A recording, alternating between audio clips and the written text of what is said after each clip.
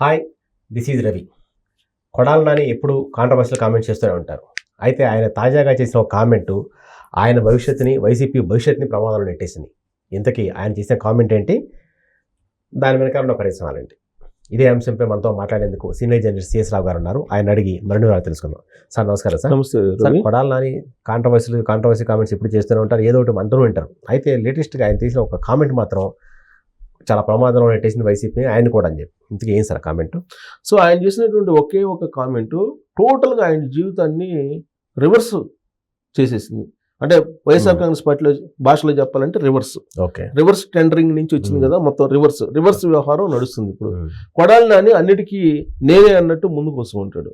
ముందుకు వచ్చి ఆయన మీడియాలో ఎలా మాట్లాడతారనేది అందరికీ తెలుసు. తాజాగా ఆయన చేసినటువంటి కామెంట్ టోటల్ వైఎస్ఆర్ కాంగ్రెస్ పార్టీకి ఒక పెద్ద డ్యామేజ్ తీసుకొచ్చేటువంటి పరిస్థితి ఏర్పడింది అనేది వైఎస్ఆర్ కాంగ్రెస్ పార్టీలో కోటరీగా ఉన్నటువంటి వాళ్ళు, అలాగే వైఎస్ఆర్ కాంగ్రెస్ పార్టీ కోటరీలో ఉన్నటువంటి కీలకమైనటువంటి వాళ్ళు భావిస్తూ ఉన్నారు. దానికి ఆయన మందలించాలా, లేదంటే అసలు ఆయనకి గుడివాడ నుంచి సీట్ లేకుండా చేయాలనే పరిస్థితికి వెళ్ళిపోయింది అనేది ఇప్పుడు ఆ పార్టీలో జరుగుతున్నటువంటి ఒక చర్చ.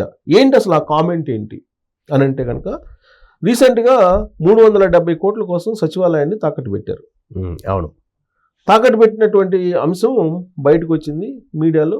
దాన్ని ప్రజలు కూడా చాలా సీరియస్గా తీసుకున్నారు. అసలు సచివాలయాన్ని తాకట్టు పెట్టడం, సచివాలయాన్ని తాకట్టు పెట్టడం అంటే టోటల్గా ఆంధ్రప్రదేశ్ ప్రజలను తాకట్టు పెట్టడమే కదా. ఆంధ్రప్రదేశ్కి సంబంధించి ఒక పవిత్రమైనటువంటి ఆలయంగా సచివాలయం ఉంటుంది. అదంతా కూడా ప్రజలకు సంబంధించినటువంటి ఒక పవిత్రమైన దేవాలయంగా భావిస్తూ ఉంటారు. చట్టాలను చేసేది, శాసనాలను చేసేది అక్కడే కాబట్టి అది పరిపాలనకు సంబంధించినటువంటి భవనం అది. సో అలాంటి చోట, అలాంటి భవనాన్ని నీకు తాకట్టు పెట్టి 370 కోట్లు తీసుకొచ్చుకున్నారు అని చెప్పి న్యూస్ వస్తే, దానికి అవమానం ఫీల్ కాకుండా, దానికి వివరణ ఇచ్చేటువంటి ప్రయత్నం చేయకుండా, పెడితే తప్పేంటి, అవసరాలు కొద్దీ పెడితే తప్పేంటి అని చెప్పి ఆయన వ్యాఖ్య చేశాడు. ఎవరు? కొడాలి నాని. అవును, పెడితే తప్పేంటి, ఆ సచివాలయం అదేమన్నా ఇదా, అవసరం కొద్దీ ఎవరైనా పెడతారు, పెడితే తప్పేంటి అని చెప్పి వ్యాఖ్య చేశాడు. కొన్ని సెంటిమెంట్ ఇష్యూస్, ఒకే ఒక్క డైలాగు టోటల్ ఫలితాలను తారుమారు చేస్తుంది. దానికి కారణం నేను చెప్తాను. తాజా ఉదాహరణగా మనం చెప్పుకుంటే కనుక, కేసీఆర్ చేసినటువంటి ఒకే ఒక కామెంటు తెలంగాణ అసెంబ్లీ ఎన్నికల్లో ముందే ఆయన ఓడిపోయినట్టు వెళ్ళిపోయింది. ఏంటి, ఓడిపోతే నేను ఫామ్ హౌస్ లో కూర్చుంటా, రెస్ట్ తీసుకుంటా అన్నాడు. మీ కర్మ అన్నట్టు అన్నాడు. నేను ఓడిపోతే ఫామ్ హౌస్ లో రెస్ట్ తీసుకుంటా అన్నాడు ఆయన. అదే ఆయనకి పెద్ద డ్యామేజ్ చేసింది రాజకీయంగా. అంటే ముందే ఓడిపోయినట్టు ఒప్పుకున్నాడని. అలాగే ఈ మధ్యకాలంలో జగన్మోహన్ రెడ్డి ఏం చెప్పారు, నేను హ్యాపీగా దిగిపోతాను అని చెప్పాడు. హ్యాపీగా కుర్చీని దిగుతాను అన్నాడు. అవును, హ్యాపీగా దిగుతాను, కుర్చీ దిగిపోతాను, నేను చేయాల్సింది చేశాను, 99% నేను చేశాను అనుకుంటున్నాను, నేను ఇంకా హ్యాపీగా నేను దిగిపోతానని చెప్పి అన్నారు. అంటే ఎన్నికల ముందే జగన్మోహన్ రెడ్డి ఓడిపోయానని చెప్పి ఒప్పుకున్నాడు అనేది అప్పట్లో వినిపించింది. ఆ డ్యామేజ్ నుంచి రికవరీ కాకుండానే వైఎస్ఆర్ కాంగ్రెస్ పార్టీ ఇప్పుడు అదనంగా ఇంకో డ్యామేజ్ చేశాడు. ఎవరు? కొడాలి నాని. కొడాలి నాని ఏం చేశాడు, సెక్రటరియట్ పెడితే తప్పేంటి, సచివాలయం తాకట్టు పెడితే తప్పేంటి అన్నాడు. అంటే అంతకన్నా తప్పు ఇంకోటి ఉంటుందా? భారతదేశంలో ఏ రాష్ట్రం అయినా సరే సచివాలయాన్ని, సెక్రటరియట్ని తాకట్టు పెట్టిందా? అసెంబ్లీని, సెక్రటరియట్ని తాకట్టు పెడతారు ఎవరున్నా?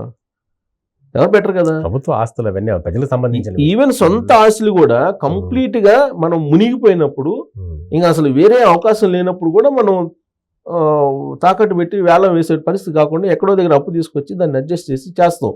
అంటే అంతకన్నా పరువు పోయేటువంటి అంశం ఇంకోటి ఉన్నది కదా. పరువు, పరపతి ఇంపార్టెంట్ ఇవే కదా సమాజంలో. పరపతి పోయిన తర్వాత, పరువు పోయిన తర్వాత నీకు అప్పు ఇచ్చేవాడు కూడా ఇవ్వడు కదా. సో అంతే, నీ సొంత ఇంటిని కూడా నువ్వు తాకట్టు పెట్టావంటే అప్పు ఇచ్చేవాడు ఎవడని ఇస్తాడా? అది పరపతితో కూడినటువంటి వ్యవహారం కదా. ఇదేదో కొడాలి నానికో లేదా జగన్మోహన్ రెడ్డికి సంబంధించిన ఇష్యూ కాదు కదా. ఆంధ్రప్రదేశ్ సచివాలయం అంటే ఆంధ్రప్రదేశ్ ప్రజలకు అందరికీ సంబంధించినటువంటి ప్రాపర్టీ. అది విలువైనటువంటిది, పవిత్రమైనటువంటి దేవాలయం.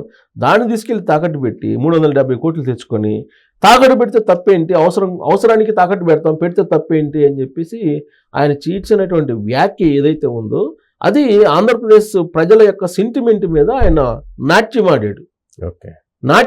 మామూలుగా కాదు, సెంటిమెంట్ మీద నాట్యమాడాడు. ఆయన చేసినటువంటి వ్యాఖ్యలు ఇప్పుడు సోషల్ మీడియా వేదికగా స్ప్రెడ్ అవుతుంది. ఆ ఒక్క వ్యాఖ్య చాలు రేపు వైఎస్ఆర్ కాంగ్రెస్ పార్టీని గద్దె దింపడానికి. సచివాలయాన్ని తాకట్టు పెడితే తప్పేంటి అని చెప్పి ఒక మాజీ మంత్రి అన్నాడని అంటే అది జగన్మోహన్ రెడ్డి తెలియకుండా అన్నాడా కొడాలి నాని? అంటే జగన్మోహన్ రెడ్డి ఏమన్నాడు, జగన్మోహన్ రెడ్డి ఆలోచన కూడా అలా ఉంది కాబట్టి ఆ ఆలోచనని ఇలా ప్రస్ఫుటం చేశాడని చెప్పేసి అనుకుంటారు ప్రజలు. కాబట్టి ఇది పెద్ద డ్యామేజ్ చేసిందని తన సర్వేల రూపంలో వచ్చింది. ఐపాక్ తోటి ఎప్పటికప్పుడు సర్వేలు చేయించుకుంటాడు కదా జగన్మోహన్ రెడ్డి. సో ఆ సర్వేలో ఏమొచ్చిందంటే కొడాలి నాని చేసినటువంటి ఆ వ్యాఖ్యలు పార్టీని ఒక పెద్ద డ్యామేజ్ చేశాయని చెప్పి వచ్చింది సర్వేలు రిపోర్టు. దాంతో ఇప్పుడు కొడాలి నానిని ఏం చేయాలి? కొడాలి నాని మీద ఆల్రెడీ సర్వేలు చేయిస్తే సర్వేల్లో ఆయన ఈసారి గెలిచేటువంటి పరిస్థితి లేదు, టైట్గా ఉంది అనేటువంటి సర్వేల సారాంశం. ఎందుకు ఆ పరిస్థితి వచ్చింది అని అంటే ఆయన చేసినటువంటి వ్యాఖ్యలు. రాజకీయాల్లో బూతులు అనేవి సర్వసాధారణం, బూతులు మాట్లాడలేనటువంటి వాడు రాజకీయాల్లో పనికిరాడు అనేటువంటి అభిప్రాయాన్ని, చెడు అభిప్రాయాన్ని తీసుకొచ్చినటువంటి లీడర్ ఎవరైనా ఉన్నారంటే కొడాలి నాని. అక్కడి నుంచి ఆయన గ్రాఫ్ పడిపోతూ వచ్చింది. ఆయన గ్రాఫ్ పడిపోతే తొలి రోజుల్లో అందరూ నవ్వుకున్నారు, బాగానే ఉంది, చంద్రబాబు నాయుడిని, లోకేష్ని, నారా ఫ్యామిలీని తిట్టించగలిగాడు జగన్మోహన్ రెడ్డి, తిట్టడానికి తిట్టించడానికి ఇతను ఉపయోగించుకున్నాడు, అంతవరకు బాగానే ఉంది. అయితే ఆ తర్వాత సంక్రాంతి సందర్భంగా ఆయన క్యాష్ న్యూస్ పెట్టారు. వంశీ వీళ్ళిద్దరు కలిసి ఏం చేశారు అనేది అందరికీ తెలుసు. సీన్ కట్ చేస్తే క్యాబినెట్లో తొలగించాడు కొడాలి నానిని. ఎందుకు తొలగించాడు? నీ గ్రాఫ్ బాగలేదనే కదా తొలగించింది. గ్రాఫ్ బాగలేకపోతేనే కదా ఆయన నిన్ను పక్కన పెట్టింది. అది కూడా తెలుసుకోకుండా కొడాలి నాని ఇంకా కూడా ఆయన నోటికి పొదును పెట్టాడు. నోటికి పొదును పెట్టి ఎప్పటికప్పుడే చంద్రబాబు నాయుడిని ముసలోడు అయిపోయాడు, ముసలోడు మాట్లాడుతున్నాడు, ముసలోడి పని అయిపోయింది, ముసలోడికి మైండ్ పోయింది, ఇట్లా మాట్లాడుతున్నాడు. లోకేష్ విషయం అయితే లోకేష్ గురించి అసలు ఎలా మాట్లాడుతున్నారో మనం చూస్తున్నాం. ఈ మధ్య కాలంలో మళ్ళీ జూనియర్ ఎన్టీఆర్ని రంగంలోకి తీసుకొచ్చాడు. జూనియర్ ఎన్టీఆర్ గురించి మాట్లాడటం మొదలుపెట్టాడు.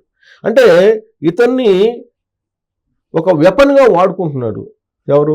జగన్మోహన్ రెడ్డి. కానీ అతను ఎక్కడైతే ఉపయోగించుకోవాలో అక్కడ ఉపయోగపడకుండా ఇతను నోరు బారేసుకున్నాడు. నోరు బారేసుకోవడంతో ఆయన అనుకున్నటువంటి లక్ష్యం నెరవేరకపోక రివర్స్ కొట్టింది.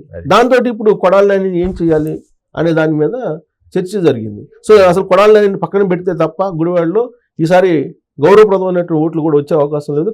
కాబట్టి మండల హనుమంతరావుని పెట్టేద్దాము, కొడాలి నానిని తప్పిద్దాం అనేటువంటి ఒక చర్చ ఇప్పుడు తాడేపల్లి కోటలో నడుస్తుంది. ఓకే, చర్చ జరుగుతుంది. సో మండల హనుమంతరావుని పెట్టేసి కొడాలి నానిని తప్పిద్దాము, మండల హనుమంతరావు బెస్ట్ క్యాండిడేట్ అవుతాడు అని.